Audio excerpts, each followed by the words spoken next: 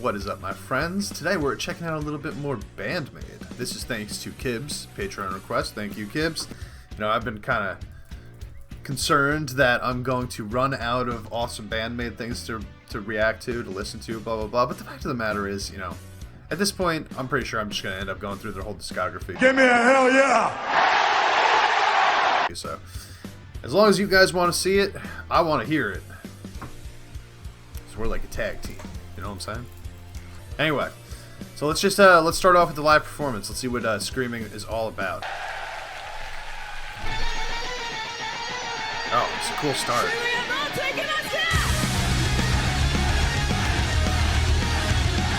I mean, you give me a lead like that, and I'm instantly in. You know?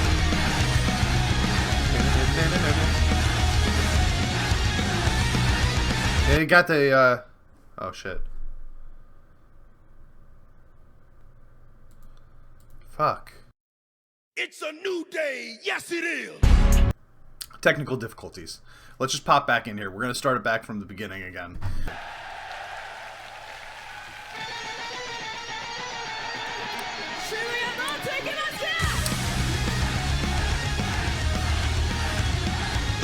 I mean, it's a cool ass riff, you know? I like the end of it there too. When it starts going down the scale. Ooh. So she actually doubles up on the final notes there. She's hitting them twice. While the rest of them were just single notes. It's hard to tell when I do it with my mouth, but I think you can hear it if you listen to it. Alright, we got the bass carrying us through here.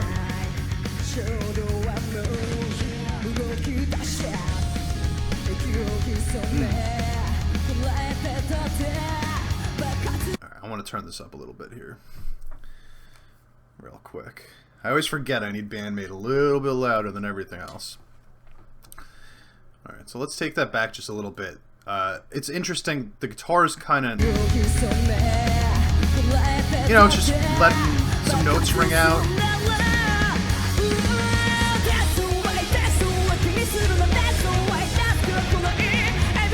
Oh, Miku's guitar looks so cool, man.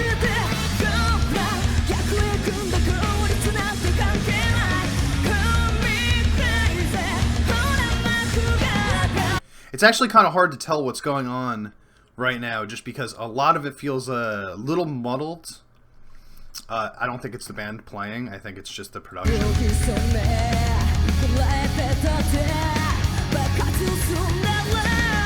The bass is louder than everything else in this one.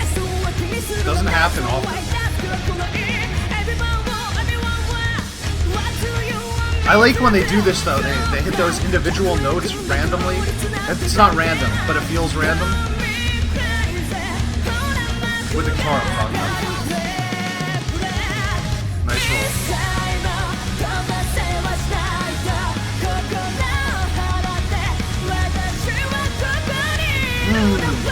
Classic BAND-MAID chorus, man. You know what I love about them? I've said this a million times, I'm just gonna say it real quick again. Their choruses sound kind of like pop choruses, man. They're very, very catchy, very hooky, you know? And when they come out of that rock sound, going into that, I mean, it's just a perfect combination, you know what I mean? Because you get that catchiness from the pop feel, but you still have that, like, you know, you could appreciate the talent, and you could really, like... There's a lot to pick apart in their songs. It's a lot of fun for me to analyze them, you know? Just because they do so many different things. They're very creative. But when they get to those choruses, man, they're just like all out balls to the wall catchiness, and it's beautiful. Oh, there's that riff again. I really like this riff, man. It's really cool. Ooh. So the bass still carrying us. The bass got a little distortion on it too here.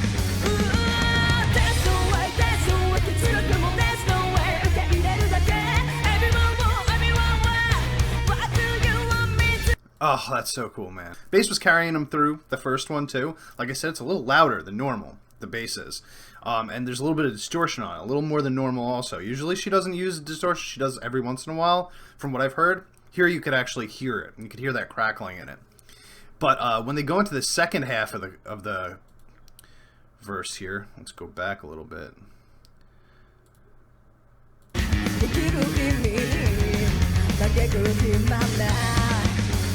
Here you can hear Konami.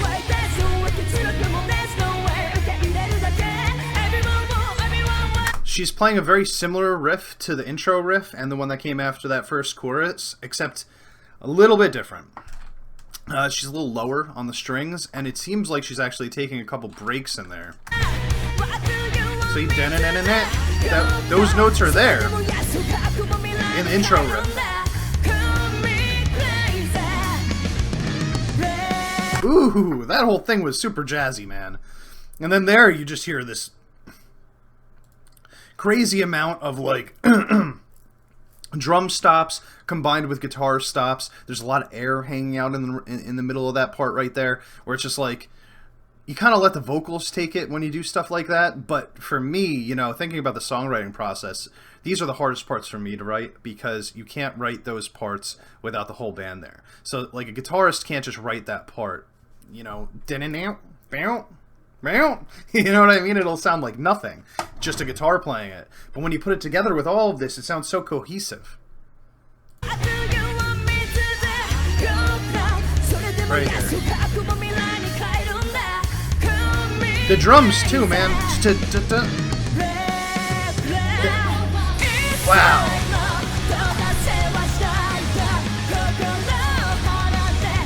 The drums and the guitar working together in that pre-chorus right there, man. It's just like... it's like true band writing, you know? It's like one of those moments... I'm sorry, I'm going to pause it one more time because I got to say this. It's one of those moments where you just realize what a great, like, all-together band they are. Because, like, a lot of bands, you stand out because there's one individual, very talented member, you know, that's better than everybody else.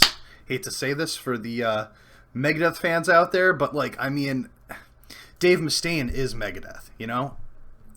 And it's very obvious that Dave Mustaine is Megadeth. You could feel it in everything that he writes. But here, it's like, as much as we know that Konami writes the majority of their music, it feels so much like each member has a hand in the process because of parts like that. They're just so formidable, each of them, you know? And as a team, they just, like, feel unstoppable.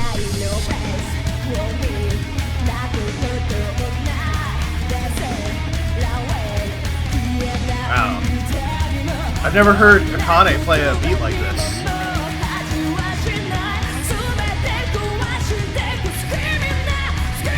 Ooh. Ooh.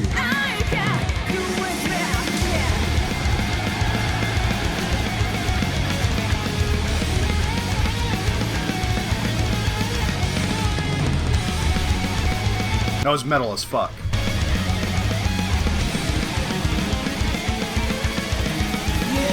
So fast too, man. Again, another one of these instances where Akane is just, the BPM is just off the charts here. And I'm gonna press left here, and we're gonna hope that it goes back 10 seconds. Okay, it did. I want to hear a lot of that again. So this beat, first and foremost, from Akane is just so out of her wheelhouse. 1, 2, 3, 4. But that drum beat doesn't come back on the fourth note. Listen again. Ready? And her vocals here, love that growl. 2, 3, 4. 1, 2, 3, 4. Boom.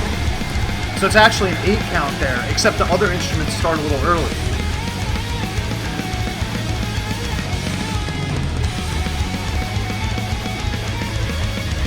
I love the double bass here, man, during the solo.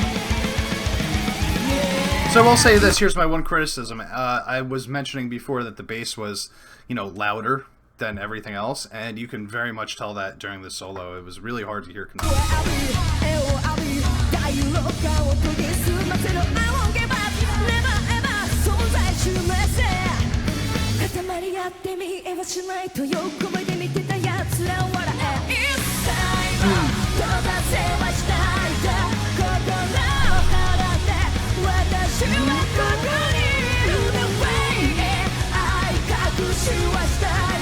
I mean, you gotta give, like, most of the credit to these catchy choruses to Psyche for these melodies she creates. They all feel familiar.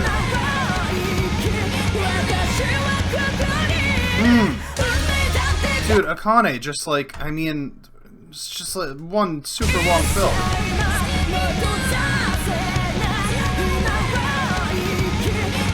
She's just filling. It's crazy, man. So fast.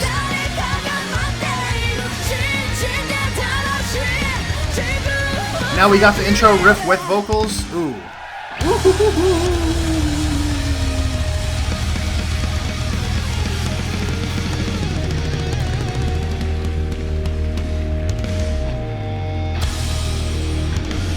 So that was great. I thought that was a great BAND-MAID song. You know, it kind of veered more towards the metal side of them, a little less of the... I mean, the chorus was still very catchy, obviously. Like I was talking about before, all of their choruses pretty much are.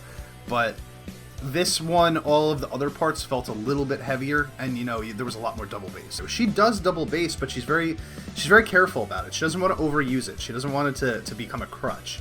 You know, and so a lot of the times she's just going to be creative with her drum beats. A lot of times it sounds a little bit chaotic too because of that. You know, a normal metal drummer is going to use that double bass, and it's going to sound less chaotic because the double bass is so persistent and so consistent that it just like it feels like, you know, very it doesn't feel out of place or anything. While she uses it so sporadically that, you know, some of her drum beats just sound really all over the place, but always cohesive. I gotta say, like, I've seen a couple people, you know, mention in the comments that, like, I should check out Screaming or whatever, but, like, that was my top half of BAND-MAID songs right there.